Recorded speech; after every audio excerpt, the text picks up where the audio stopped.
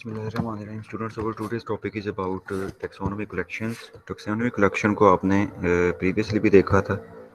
कि किस तरह से आप करते हैं कलेक्ट, और date of collection, place of collection, ये सारे पॉइंट्स आपने कल के लेक्चर में देखे।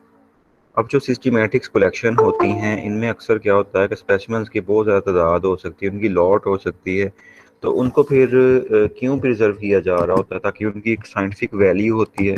उसको जो है वो हम हासिल कर सकें, या हम जो है वो फ्यूचर में जो है स्टडी कर सकें मुख्तलिफ पर्पसेस के लिए, मुख्तलिफ रिसर्चेस के लिए। तो अब जो भी ऑर्गेनिजम्स होते हैं, जो कि जैसे अब फिश को देखें हम, तो उनको बहुत ज़्यादा फिशेस को एक ग्रुप की शक्ल में जो होता है वो कलेक्ट किया जा रहा होता है एक स्पीशी के मेंबर को, तो उसको हम लॉट का नाम दे रहे होते हैं। तो इस तरह से अक्सर स्पेसिमन जो होते हैं वो लॉट की शक्ल में कलेक्ट किए जा रहे होते हैं, और उनको जो होता है म्यूजियम या यूनिवर्सिटी के अंदर फिर रखा जाता है। इसमें फिर क्या होता है कि जितने भी ये स्पेसिमेंस होते हैं उनको फिर मुख्तलिफ कलेक्शन को एक ख़ास तरीके के साथ जो होता है वो क्यूरेट किया जाता है, उनकी निगहदाश्त की जाती है, उनकी केयर की जाती है। और सिस्टमेटिक कलेक्शन जो होती है, इसमें क्या होता है कि इसको आप इसी तरीके से कर रहे होते हैं जैसे कि आप एक रिसर्च लाइब्रेरी के अंदर करते हैं। यानी आप अगर एक स्टूडेंट लाइब्रेरियन का देख लें काम, तो उसने क्या करना होता है कि एक उसके पास रजिस्टर होता है जिसके अंदर बुक्स की कैटालॉगिंग लिखी होती है, उनका एक्सेशन नंबर होता है, सारी तफसील दर्ज होती है कि किस अलमारी में किस जगह पे किस जो है वो तरह की बुक मौजूद है। तो आप कोई भी उसे बुक लेना चाहें तो आप उसे बताएंगे तो वो फ़ौरन आपको बता देगा। ऐसे ही सिस्टमेटिक कलेक्शन जो क्यूरेटर होता है वहाँ का, जो होता है निगहबान, या आप कह लें कि केयर करने वाला, केयर टेकर जो होता है उस म्यूज़ियम का, उसको सारा डाटा जो होता है उसने एक ख़ास तरतीब के साथ अरेंज किया होता है, जिससे वो क्या कर सकता है कि वो ख़ास किसी भी जियोग्राफिकल रीजन के फ्लोरा या फाना को एक प्रॉपर मैनर के साथ उसने कलेक्शन को अरेंज किया होता है। और उस कलेक्शन के कुछ फंक्शंस हैं, यानी उनके कुछ फ़ायदे हैं कि आपने जो टैक्सोनॉमी कलेक्शन की है वो आपको क्या फ़ायदा देने जा रही है। तो पहला अगर आप देखें तो जब भी आपने टैक्सोनॉमी कलेक्शन को कलेक्ट करना है, तो आपने उसको इस तरीके से ऑर्गेनाइज़ कर लेना है कि वो आसानी से जो है किसी भी पर्सन को अगर चाहिए हो फॉर रिसर्च पर्पज़, तो आप उसको दे सकें, आसानी से एक्सेसिबल हो उसको। दूसरा क्या है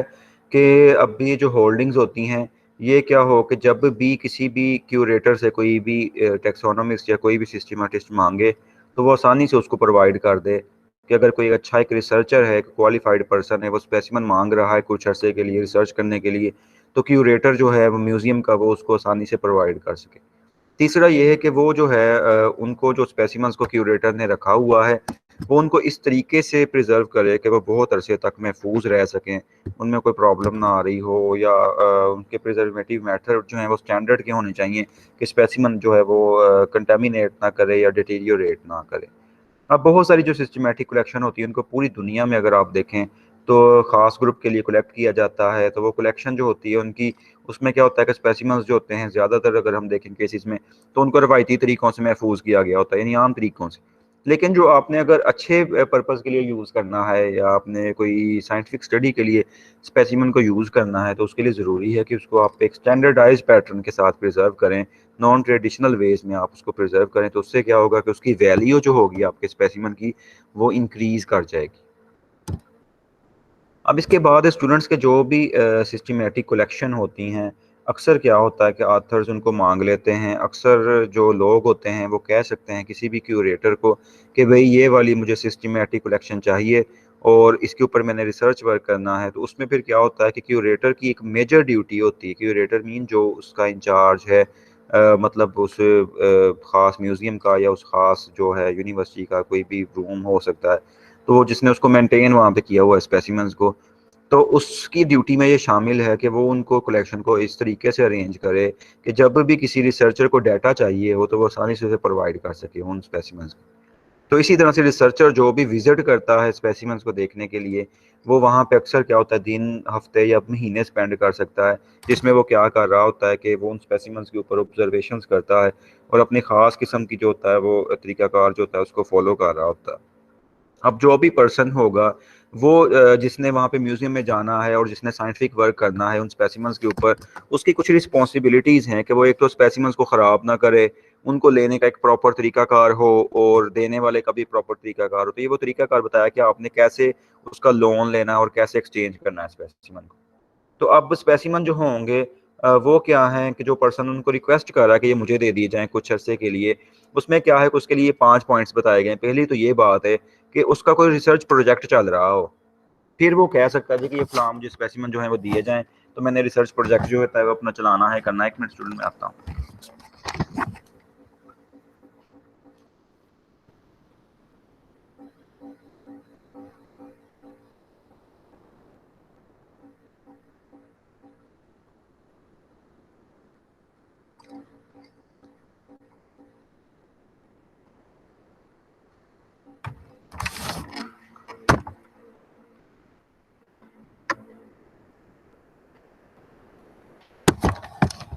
तो अब देखें स्टूडेंट्स के जो भी उसने अपना प्रोजेक्ट रन करना है,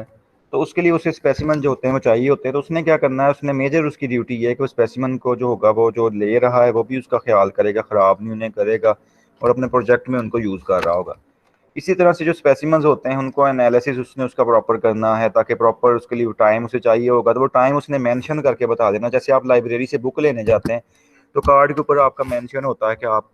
फलां टाइम तक जो है वो किताब को वापस कर देंगे और अगर नहीं करेंगे तो आपको इतना फ़ाइन होगा, ये होगा, वो होगा। तो ऐसे ही क्यूरेटर से जब भी कोई स्पेसिमेन लेने जाता है कि भई मैंने साइंटिफिक वर्क करना है, रिसर्च करनी है या मुझे इसके ऊपर कोई प्रोजेक्ट चल रहा है, तो वो क्या होता है कि वो उनसे रिक्वेस्ट करता है और उसमें टाइम भी उसको मुनासिब चाहिए होता है जिसमें उसने अपना काम करना होता है। तो वो लोन पीरियड के ऊपर मेंशन किया गया होता है कि 6 महीने से लेके वो तकरीबन 1 साल तक आम तौर पे देखा गया है कि टाइम होता है। और उसमें फिर क्या होता है कि जब भी उसे एडिशनल मटेरियल की ज़रूरत होगी तो वो क्या होगा कि वो भी उसे प्रोवाइड किया जाएगा। मतलब फॉर एग्ज़ाम्पल साथ उसका कार्ड है, उसकी तस्वीरें हैं, कहाँ से लिया गया, कब लिया गया, तो वो सारी चीज़ें क्यूरेटर उसको प्रोवाइड कर देगा। ऐसे ही कि अब जो बोरोवर होता है, जिसने स्पेसिमेन को बोरो किया था, वो क्या करता है कि वो सारे जो स्पेसिमेन्स उसने उधार लिए हैं, उनकी वो हिफ़ाज़त करेगा, उनकी केयर करेगा, उनको उसी तरह रहने देगा जैसे वो थे। जैसे आप लाइब्रेरी से बुक लेने जाते हैं, तो आप उसको वैसे ही मेंटेन आपका करना ज़िम्मेदारी है। आप ये नहीं कि बुक को उसके सफ़े फाड़ के या उसको ख़राब करके वापस कर दें, वो कोई भी लाइब्रेरियन वापस आपसे नहीं लेगा। तो जिस तरह स्पेसिमेन किसी ने लिए हैं अपनी रिसर्च करने के लिए, वैसे ही उसने क्या करना है उनको वापस करना है, उसने उनकी ना डाइसेक्शन करनी है, ना कुछ और उनके ऊपर काम करना है, जब तक कि उसकी इजाज़तनामा ना वो ले ले। तो इस तरह से लोन और एक्सचेंजेस के लिए क्या होता है कि स्पेसिमेन जो भी लिए जाते हैं, उनको क्या करना है, उनको मेंटेन करना है प्रॉपर्ली और इजाज़तनामे के साथ उनको करना होता है मेंटेन। अब इसी तरह से 5वां पॉइंट देखें तो उसने क्या करना है, मटीरियल को जब भी उसका टाइम पीरियड मुकम्मल हो जाएगा वापस कर देना है या उसकी लोन की एक्सटेंशन भी वो ले सकता है कि भई मुझे इतना टाइम मज़ीद दिया जाए कि मैंने जो है वो अपना रिसर्च नहीं कंप्लीट कर सका या मेरा टॉपिक कंप्लीट नहीं हो सका इस स्पेसिमेन के ऊपर, तो काइंडली मुझे कुछ और टाइम जो है ना वो दिया जाए। तो इस तरीके से भी उसमें हो सकता है। अब जो क्यूरेटर्स होते हैं वो क्या करते हैं कि वो बहुत सारी ऐसी एक्टिविटीज़ कर रहे होते हैं जिसमें वो क्या करते हैं कि वो एक रसीद दे देते हैं। जैसे आपको पता है कि अगर किसी को वो प्रोवाइड कर रहे होंगे तो वो केयर टेकर में आ जाते हैं ना, तो वो क्या करते हैं कि वो उसकी प्रॉपर एक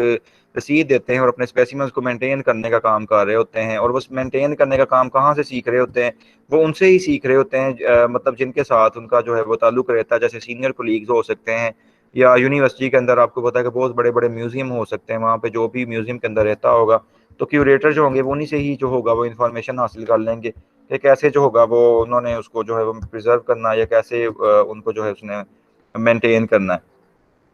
अब अगर आप देखें तो क्यूरेशन जो होती है इसमें प्रोफेशनल कलेक्टर मैनेजर्स होते हैं जो इनकी क्यूरेशन कर रहे होते हैं और इसके लिए ख़ास पॉलिसी सेट की जाती है और लोन को अप्रूव किया जा रहा होता है कि कितना टाइम लगेगा, कितना पैसा इसके लिए चाहिए। और क्यूरेशन में क्या होता है कि कलेक्शन मैनेजर अक्सर अक्सर औक़ात देखा गया है कि जो कलेक्शन कर रहे होते हैं स्पेसिमेंस की, जो मैनेज उसको कर रहे होते हैं वही उसके क्यूरेटर होते हैं। तो इससे क्या होता है कि वो अपनी उसकी अथॉरिटी होती है कि वो दिन-ब-दिन या जब चाहे वो क्या कर सकता है कि अपनी केयर के अंदर अपने स्पेसिमेन को मेंटेन कर सकता है, अपनी कलेक्शन को अच्छे तरीके से ऑर्गेनाइज़ कर सकता है। तो इसमें कलेक्शंस जो होती हैं वो बहुत तरह की हो सकती हैं, उनके लिए फिर मुख्तलिफ तरह की जो हैं वो केयरिंग प्रैक्टिसेस होती हैं, क्यूरेटोरियल प्रैक्टिसेस होती हैं। लेकिन उनमें से अगर ज़्यादातर हम देखें तो वो जो होती हैं प्रैक्टिसेस वो कॉमन होती हैं। अब जैसे ये कुछ प्रैक्टिसेस आपको बताई गई जो क्यूरेटर की ज़िम्मेदारियाँ हैं, क्यूरेटर मीन निगहबान जो होगा, जो उसकी केयर कर रहा है स्पेसिमेंस की, उसकी ये कुछ ज़िम्मेदारी बताई गई है कि पहले तो वो एक रसीद बना लेगा जो भी उसके पास स्पेसिमेन आता है, उनके ऊपर एक एक्सेशन नंबर लगाएगा ख़ास किस्म का और उनकी तरतीब देगा, उनको सॉर्ट आउट कर लेगा कि फ़लाँ स्पेसिमेन किस जानदार के या किस ग्रुप के हैं। तो उनको ग्रुपिंग वाइज़ या तो अरेंज कर लेगा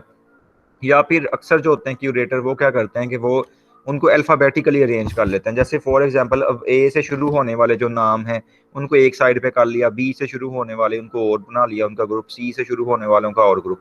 अक्सर क्या होता है वो टेक्सोनॉमिकली अरेंज कर रहे होते हैं कि जो टेक्सोनॉमिकली ग्रुप एक जैसे ऑर्गेनिजम्स के होंगे उनको इकट्ठा रखेंगे, चाहे उनके पहले इनिशियल स्पेलिंग मिल रहे हों या ना मिल रहे हों। तो अब रसीद जो होगी स्पेसिमन की, रिसीट कहते हैं रसीद को, तो रसीद स्पेसिमन की चाहिए, एक्सेशन कलेक्शन चाहिए या उसकी सॉर्टिंग इनिशियल चाहिए होती है। तो क्यूरेटर जो होता है ये रसीद बना लेता है मटेरियल की, फिर उसमें क्या होता है उसकी एक्नॉलेज रसीद को किया जाता है। जब सारी कलेक्शन जो होती हैं उनको वो एक्सेस कर लेता है, एक्सेशन उनकी उसको मिल जाती है। उसके बाद क्या होता है कि उसने कलेक्शन को सॉर्ट आउट करना होता है, आइडेंटिफाई करना होता है कि कौन से स्पेसिमन किस जगह के हैं, किस जगह से लिए गए हैं, उन कलेक्शन मैनेजर कौन था, उसमें वो स्टूडेंट्स को भी शामिल कर लेते हैं, छोटी बड़ी क्लासेस के यानी ग्रेजुएट या अंडर ग्रेजुएट स्टूडेंट्स को। लेकिन अल्टीमेटली काम फिर भी किसका ही रह जाता है कि उनको सबको करेक्ट आइडेंटिफाई करना या डिस्क्रिमिनेट करना होता है, तो वो काम सिर्फ और सिर्फ क्यूरेटर का होता है। इसके बाद कैटालॉगिंग है, यानी उनकी फहरिस्त तैयार कर लेना, उनकी एक लिस्ट बना लेना जिसमें सारी तफसील दर्ज होती है, जिसके ज़रिए से आप बता सकते हैं कि स्पेसिमन कैसे हैं, क्या हैं। आजकल तो आपको पता मॉडर्न ज़माना है जिसमें जैसे आजकल लाइब्रेरियाँ डिजिटल बन गई हुई हैं ऑनलाइन, ऐसे ही जो ये स्पेसिमन्स के लिए हैं मतलब क्यूरेटर्स का काम, ये सारा कुछ चीज़ें, तो ये भी ऑनलाइन जो होता है सारा कुछ टेक्सोनोमिक वर्क जो होता है आप उसको एक्सेस कर सकते हैं। और बहुत सारे जो है डिजिटल जो है वो डाटा बेसिस अवेलेबल है जहाँ से आप कलेक्ट कर सकते हैं, अपने स्पेसिमन को देख सकते हैं जो आपका, जिसके ऊपर आप रिसर्च करना चाह रहे हैं। तो अब कैटालॉगिंग में क्या होगा कि स्पेसिमन्स जो होते हैं उनको इंडिविजुअल कैटालॉग नंबर लगा दिया जाता है, या पूरी की पूरी लॉट को एक कैटालॉग नंबर जो होता है साइन कर दिया जाता है। इसमें लेबल भी हो सकता है, कोई टैग भी लगाया जा सकता है, कोई भी चीज़ इस तरह की लगाई जा सकती है जिससे आप अपने स्पेसिमन को है जो है उसकी आर्काइवल क्वालिटी को मेंटेन कर सकें। आर्काइव कहते हैं कि पुरानी जो होती है कोई चीज़ महफूज की गई, उसको आर्काइव कहा जाता है। तो आर्काइवल क्वालिटी मीन्स कि जो भी आपका मटेरियल आपने महफूज किया है उसकी क्वालिटी ख़राब ना हो, तो आप उसको इस तरीके से जो है वो अरेंज कर लेंगे, इस तरह से मेंटेन कर लेंगे। Next one is storage. तो उसमें फिर आप क्या करते हैं कि वो स्पेसिमेंस जिनको आपने ये सारा काम कर लिया है कि उनकी रसीद दे दी, उनको आइडेंटिफाई कर लिया, उनको सॉर्ट आउट कर लिया, उनकी फहरिस्त बना ली, अब आपने उनको क्या करना है, महफूज करना होता है। अब स्टोरेज के कई तरीका का है, जैसे आपको पता है कि इन्वर्टिब्रेट्स के लिए आपको जो होता है वो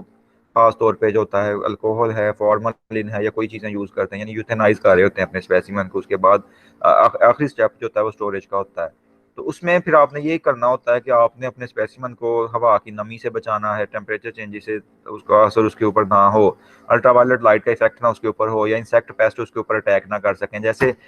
आपको पता है ना, आप अब आजकल इंसेक्ट बॉक्स बना रहे होंगे, तो आपको मैंने बताया था कि उसमें आपने फिनाइल के जो बॉल्स होते हैं वाइट कलर के वो रखने हैं, ताकि वहां पे उसके अंदर इंसेक्ट बॉक्स में कोई कीड़े मकोड़े या कोई भी पेस्ट आके उनको खाए ना, या खराब ना करे। आप रख रहे हैं ना फिनाइल की उसमें वो जो है गोलियां सी, क्यों भाई स्टूडेंट्स,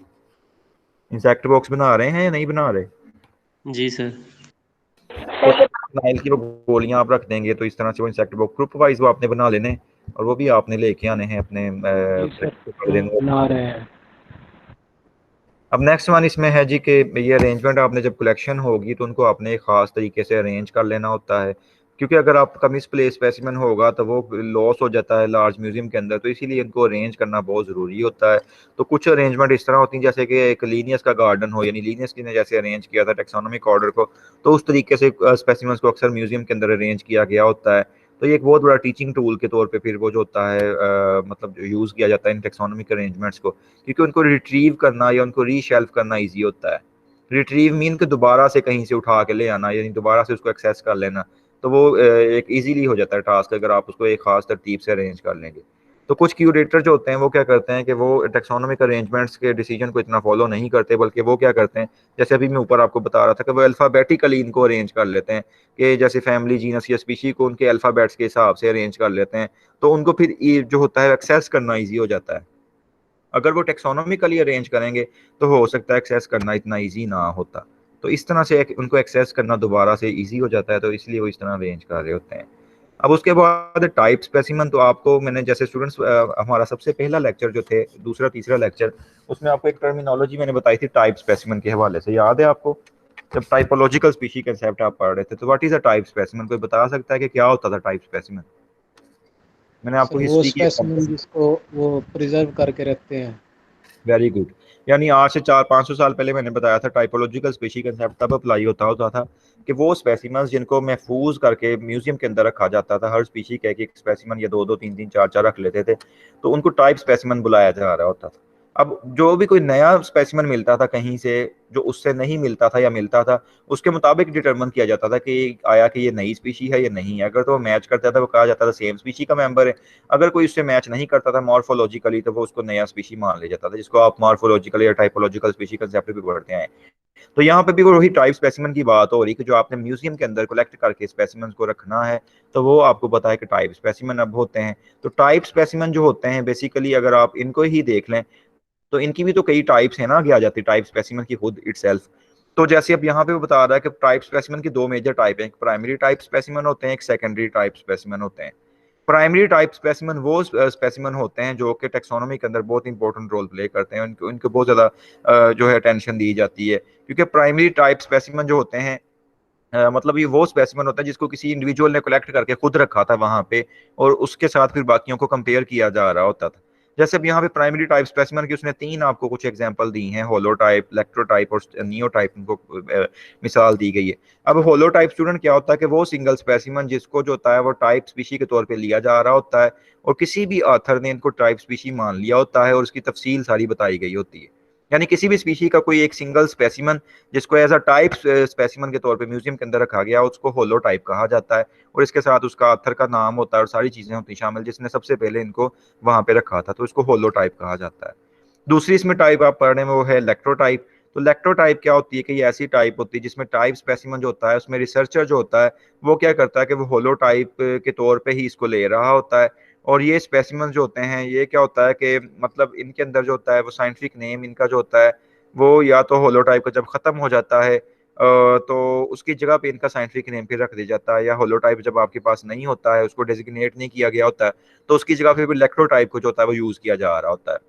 यानी ये लेटर रिसर्चर जो होगा होलोटाइप के बाद वाला कोई रिसर्चर जो होगा वो इसको जो है एज अ होलोटाइप जो होगा वो सर्व करेगा या यूज करेगा, तो इसको इलेक्ट्रोटाइप कहा जाएगा। इसी तरह से नियोटाइप होता है। तो इसमें क्या होता है कि जो भी कोई रिसर्चर जो होलोटाइप की जगह पे क्या करता है कि नए स्पेसिमन को रख लेता है, तो वो नियोटाइप होता है। नियोटाइप वो स्पेसिमन होता है कि अगर फॉर एग्जांपल आपका जो होलोटाइप स्पेसिमन था जो सबसे पहला किसी ने रिसर्चर ने कलेक्ट करके म्यूजियम में रखा था, वो गुम गया है या डैमेज हो चुका हुआ है या डिस्ट्रॉय कर दिया गया है, तो उसकी जगह पे क्या होगा, एक नया स्पेसिमन जो रखा जाएगा ला के, उसको नियो टाइप कहा जाएगा, और ये एक नया रिसर्चर जो होगा उसको ला के रखेगा। तो इस तरह से ये जो प्राइमरी स्पेसिमन है ये कई तरह के हो सकते हैं। होलोटाइप यानी वो स्पेसिमन था जिसको सबसे पहले किसी एक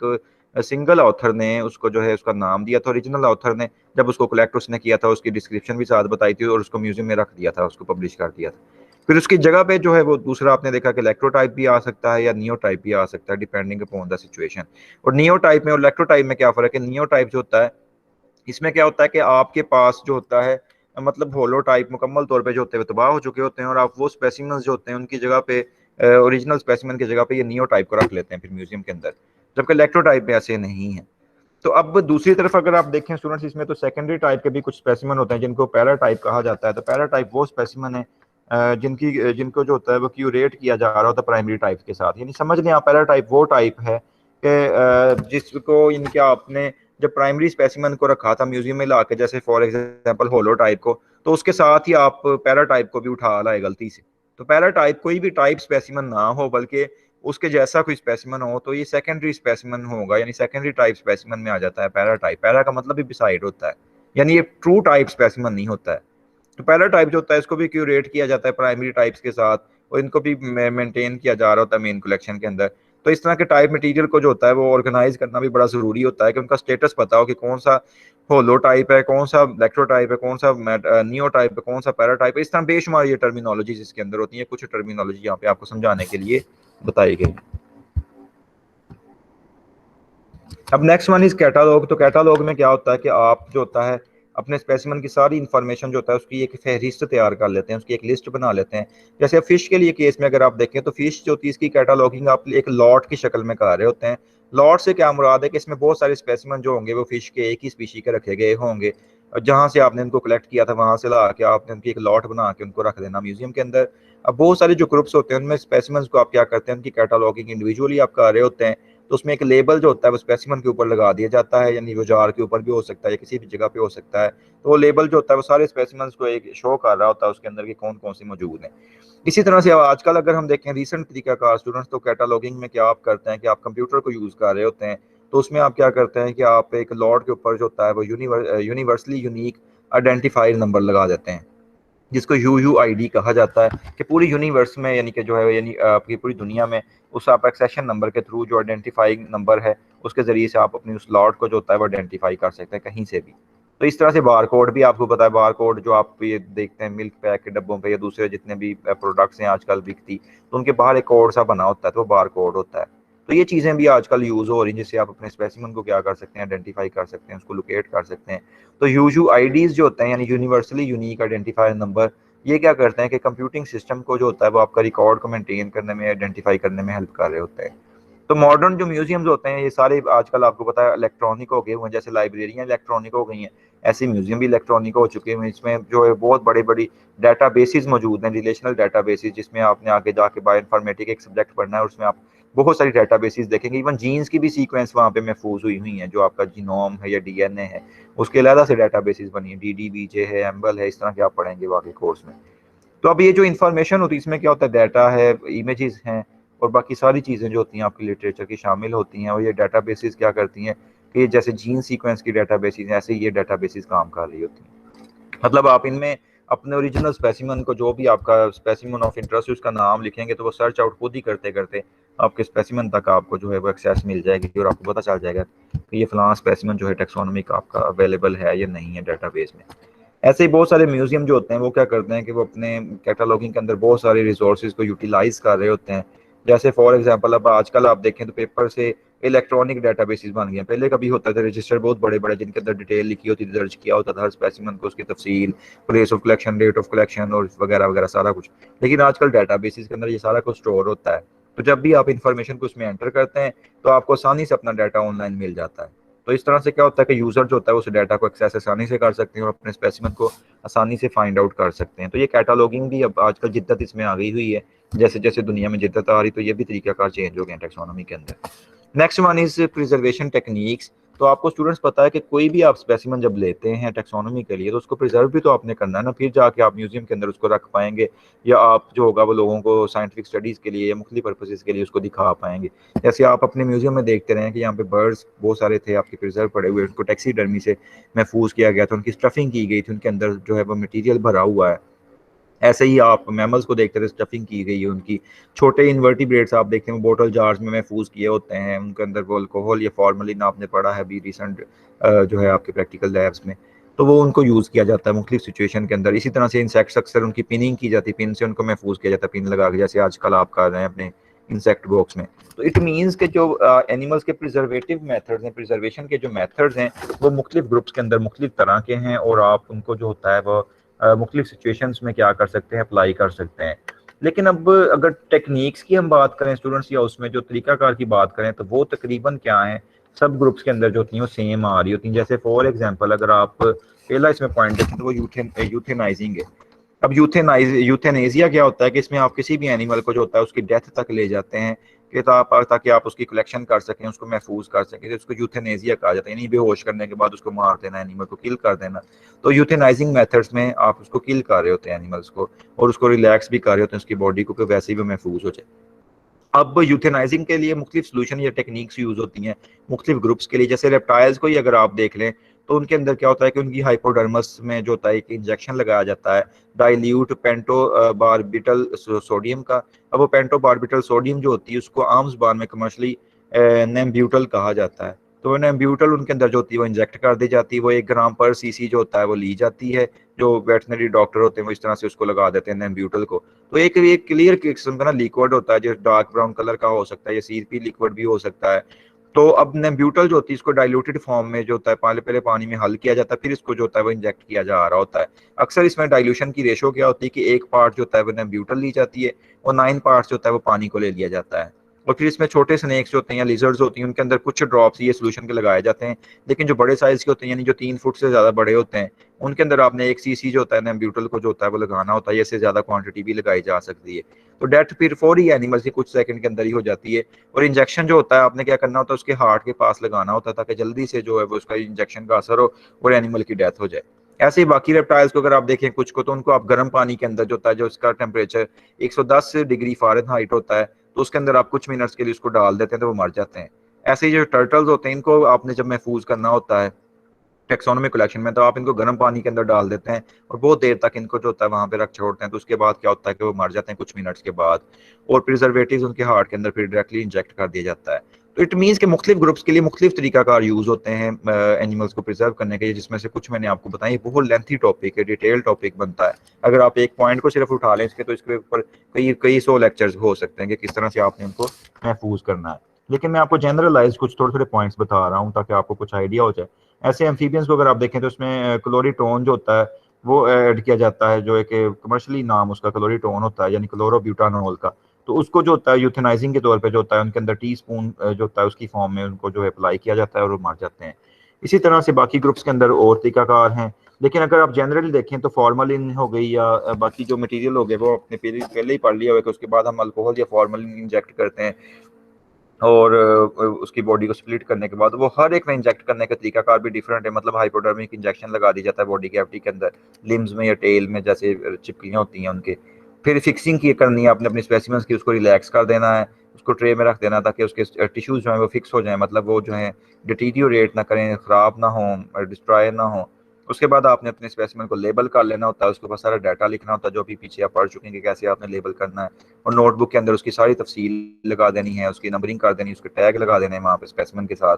और लास्ट पे आपने क्या करना होता है, उसको स्टोर करना होता है। अब स्टोरेज की टेक्निक्स भी आपको पता है कि मुख्तलिफ ग्रुप्स के लिए मुख्तलिफ तरह की हो सकती हैं, क्योंकि आपने अगर तो उसको ट्रांसफर करना है एक जगह से दूसरी जगह पे, तो उसके लिए टेक्निक्स और तरह की होंगी। अब आपने अगर थोड़े पर्पज के थोड़े वक्त के लिए स्टूडेंट्स उसको स्टोर करना चाह रहे हैं, तो आप उसमें स्टोरेज के लिए क्या कर सकते हैं कि अपने स्पेसिमेन को आप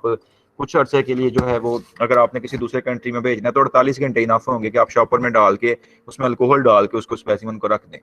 तो इस तरीके से आप उसको महफूज कर सकते हैं। इसके अलावा रबर गैस्केट यूज की जा सकती हैं, फ्रूट जार्स ले सकते हैं आप जिसमें मेटल स्क्रू टॉप होता है, उसको आप यूज कर सकते हैं, और पॉलीथीन के लिड्स यूज किए जा सकते हैं। यानी कई तरीका कार हैं जिसमें आप अपने स्पेसिमेन को कुछ अरसे के लिए अगर भेजना चाह रहे हैं तो किसी दूसरी जगह पे, तो आप इस तरह से ट्रांसफर कर सकते हैं 48 घंटे तक, यानी 2 दिनों के अंदर अंदर। लेकिन अगर आप ज्यादा दिनों के लिए स्टोर करना चाह रहे हैं